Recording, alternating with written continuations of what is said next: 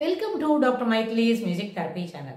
இந்த self esteem பற்றி பார்த்தோம். செல்ஃப் எஸ்டீம் எப்படி சிறப்பாக வளர்த்து கொள்வது அப்படின்னு பார்த்துட்டு வரும்போது, இந்த செல்ஃப் எஸ்டீம் சிறப்பாக வளர்த்து கொள்வதற்கு நம்ம பேரண்ட்ஸ் நம்மளை எப்படி ட்ரீட் பண்ணுறாங்க. சிறு குழந்தையாக இருக்கும்போது முதல்ல அது ஒரு பேபியோட சோஷியல் இன்ட்ராக்ஷன் என்னது? It is a social smile exhibited towards mother. தாய் தகப்பன் கிட்ட அந்த குழந்தை முதல்ல சிரிக்கிறது. அது பேரே அம்மா முகத்தை பார்த்து சிரிக்கிறது 40 நாளில் அப்படின்னு சொன்னால் அதுதான் ஃபர்ஸ்ட் சோஷியல் இன்ட்ராக்ஷன். அடுத்தது இந்த சோஷியல் இன்ட்ராக்ஷன் ஆன பிறகு ஒரு நாளும் அம்மாவோட பேசுறது, பால் குடிக்கச்சே ஊங்குட்டுறது, அப்புறம் யாரான வீட்டுக்கு வந்தாக்க அவங்கள பார்த்து சிரிக்கிறது, 2 கையும் தூக்கி தன்னை தூக்கிக்கோன்னு காட்டுறது அப்படின்னு இந்த சோஷியலோ இன்ட்ராக்ஷன் சோஷியல் ஆஸ்பெக்ட்ஸில் அடுத்தவங்களோட பழக தெரிஞ்சுக்கிறது. இந்த மாதிரி தான் slowly it develops over the period. அந்த பிள்ளைங்களோட சிறப்பான நடைமுறை பாவனை அது என்ன, தளர் நடை நடக்கும், செவுத்த பிடிச்சி நடக்கும், அப்புறம் முட்டிங்கால் போடும், தவழும் அப்படின்னு ஒரு விஷயமா அந்த குழந்தை தன்னோட மூமெண்ட்ஸ்னாலையும் தன்னுடைய என்ன பேபிளிங் கூயிங் அது போல சவுண்டுனாலையும், அப்புறம் 2 லெட்டர்ஸ் சிலபல் 4 லெட்டர் சிலபல் அது மாதிரி பேப அது மாதிரி சின்ன வார்த்தைகளா சின்ன எழுத்துகளா அது சொல்ல துவங்கும் பொழுது அதனோட சோஷியல் இன்ட்ராக்ஷன் துளியாக அது வளர்ந்துக்கிட்டு வருது. ஆனால் அந்த மாதிரி சோஷியல் இன்ட்ராக்ஷன் அது வளரும் பொழுது அதுக்கு என்ன கிடைக்கும்?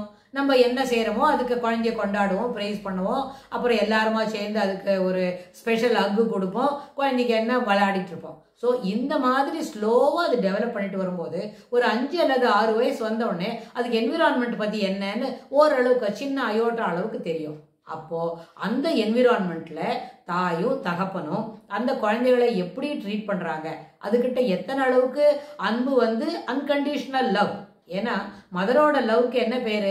இன்ஸ்டிங்க்ட் அப்படின்னு பேர். ஃபாதரோட லவ்வுக்கு என்ன பேர்? ஃபிலியல் லவ் அப்படின்னு பேர்.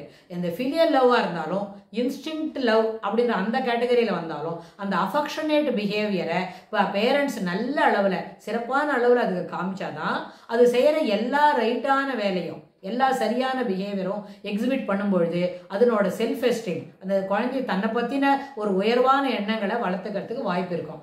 தாழ்வு மனப்பான்மையில் அது கொண்டு விடக்கூடாது. தாழ்வு மனப்பான்மை இல்லாமல் தனக்கு எல்லாமே தெரிய வரும், தனக்கு எல்லாமே சிறப்பாக வரும் அப்படின்னு நினச்சிக்கிட்டா மட்டும் போராது. அது சிறப்பாக வரத்துக்கு எல்லா முயற்சியும் செய்யணும். இப்போ நிறைய வளர்ந்தவங்களை நம்ம பார்க்குறோம், அவங்க ஏற்கனவே தனக்கு எல்லாம் தெரியும்னு நினச்சிக்கிறாங்க. ஆனால் உண்மையில் அவங்களுக்கு நிறைய விஷயம் தெரியலேன்னு அவங்களுக்கு ஒரு காலகட்டத்தில் ஒரு கார்னரில் நம்மளுக்கு நிறைய விஷயம் தெரியலேன்னு அதை அவங்க புரிஞ்சிக்கும் பொழுது they are enable to digest it.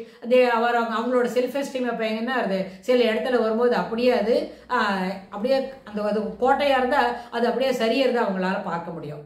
அதனால எப்போவுமே சரியான விஷயங்களுக்கு நம்மளோட செல்ஃப் கான்செப்டை நேர்மறையான கருத்துக்களோட அடிப்படையில் வளர்த்துக்கிட்டமான அது ஒரு நாளும் சரியாது.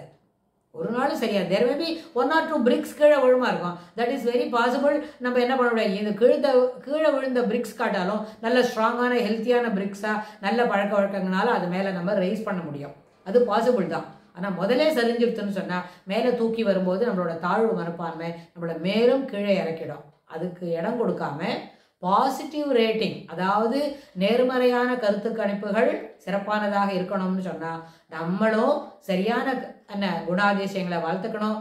ஏற்புடைய குணாதிசயங்களை வளர்த்துக்கிட்டாதான் நம்மளோட பர்சனாலிட்டி நம்மளோட ஆளுமை திறன் சிறப்பாக இருக்கும். அப்போ தான் அதில் டிபெண்டபிலிட்டி குறையும்.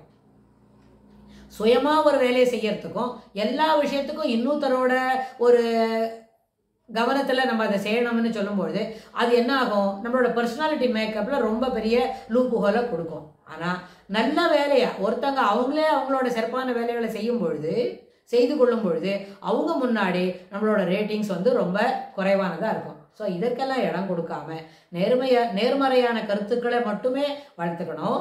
நேர்மறையான கருத்துக்கள் சிறப்பான ஆளுமை திறனை வளர்க்கறதுக்கு உதவும் அப்படின்னு சொல்லி இந்த பதிவை நிறைவு செய்யலாம். இதுக்கு தொடர்புடைய செய்திகளை நம்ம வரப்போகிற பகுதிகளிலும் பார்க்கலாம். தேங்க்ஸ் ஃபார் வாட்சிங்.